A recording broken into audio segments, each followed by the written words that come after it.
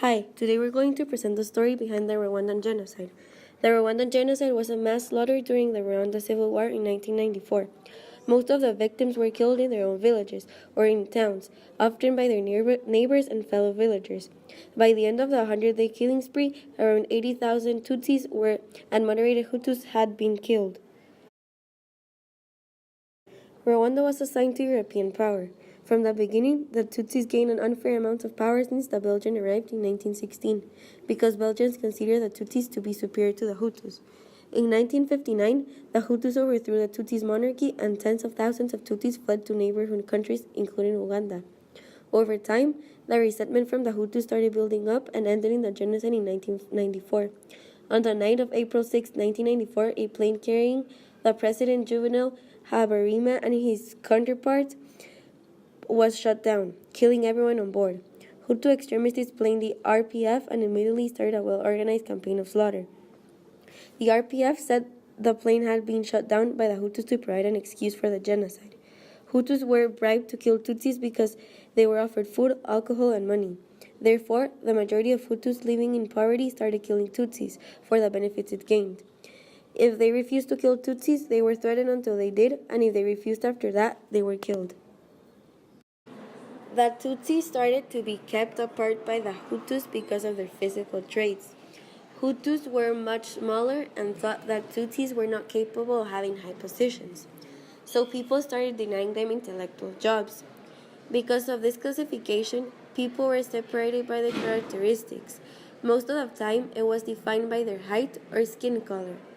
They could identify them with identification cards, distributed in Rwanda to all of its citizens that had your name, age, and ethnicity. They also had hats with colors of your group, either green or red. During this time, Hutus used propaganda to spread hatred toward the Tutsis. The Tutsis were reduced to cockroaches and tall trees.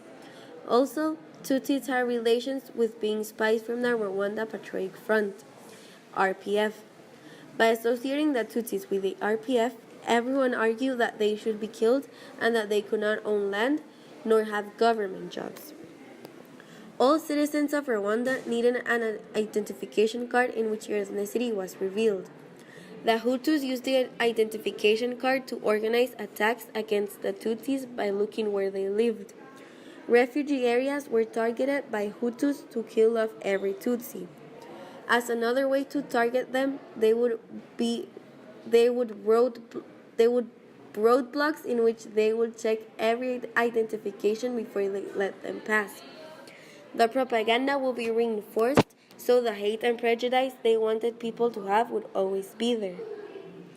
Later, you could see how all the members of the Tutsis would be organized in death lists and people would get ready to be shipped to their death. Then the extermination came, and you can see that it was the result of hatred of the Hutus toward the Tutsis, which manifested into revenge and bloodbaths. No one actually acted on it despite having known it was about to occur. The UN tried to cover it up while it was actually going on, and then denied its existence. Many Hutus denied what they did too. They told Tutsis that their intention was never to create a genocide nor kill millions of people.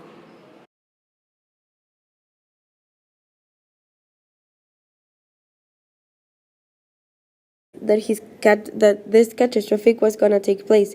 In January 1994, General Dallaire informed the UN peacekeeping operation that there will be a genocide in Rwanda against the Tutsis killed by the Hutu majority. In February, General Dallaire's peacekeeping troops were authorized to enter Rwanda and confiscate illegal weapons to be able to help the government. For many months, the international community, including the UNSC, did not recognize the situation as genocide. Instead, they referred it to as a tribal violence, and they remained silenced. In reality, the genocide victims were civilians terrorized by the government and the Hutu majority. On April 8, 1994, General Dallaire sent a fax to the UN, Belgium, France, and the United States that the genocide in Rwanda was accelerating after the assassination of the Belgian peacekeepers and Prime Minister. As a result of the assassination of the peacekeepers, an operation was conducted to save the French and Belgian citizens from Rwanda, which shows how the international community knew about the danger of the situation but decided to save foreigners from the attacks. On April 29th, the Tutsis massacres were recognized as genocide and that the peacekeepers were unable and failed to deal with the massacres.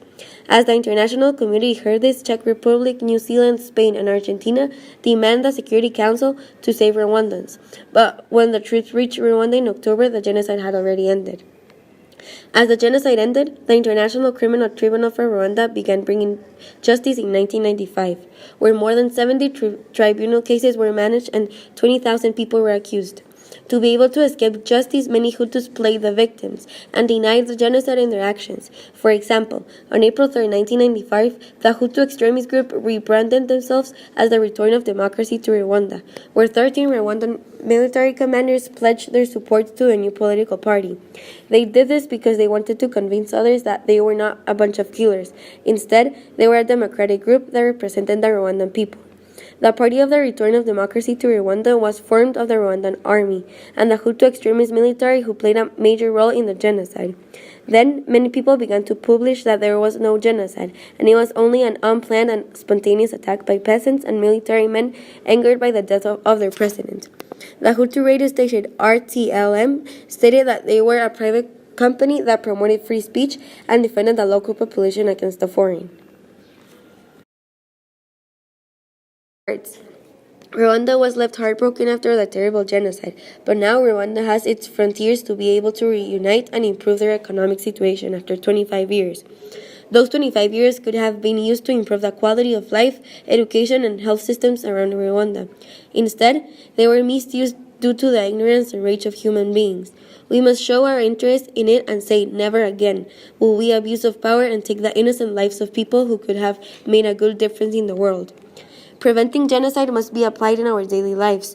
We should study and take an interest in genocides to be able to understand the brain and ideas behind it.